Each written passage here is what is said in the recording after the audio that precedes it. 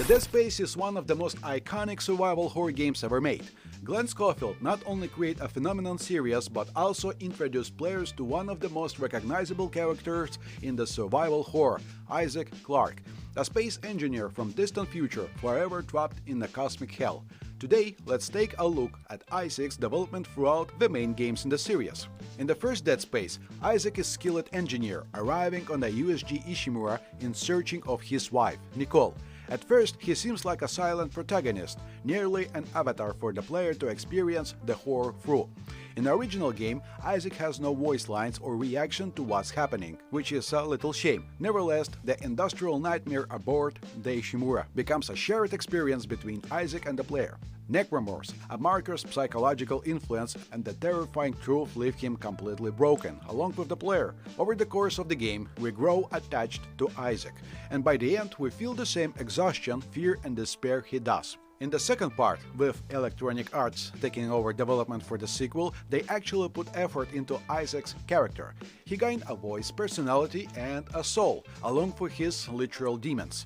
The events aboard the Ishimura have left deep psychological scars. The horror never left him, now haunting him through the visions of Nicole. The second game focuses on Isaac's battles within his inner demons, all while dealing with more terrifying necromorphs, both new and familiar.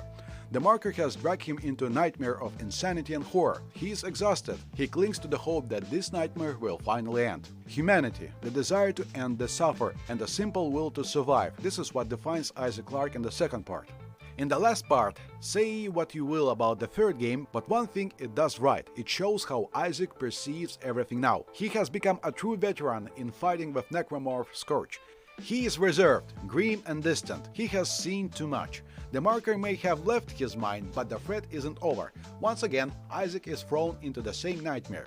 Since the first game, his life has been nothing but a fight for survival, the loss of allies, and endless slaughter of inhuman monsters. The fear of death has long left him. He doesn't want to be used to this, but he knows what must be done, and he still hopes that one day it will finally end.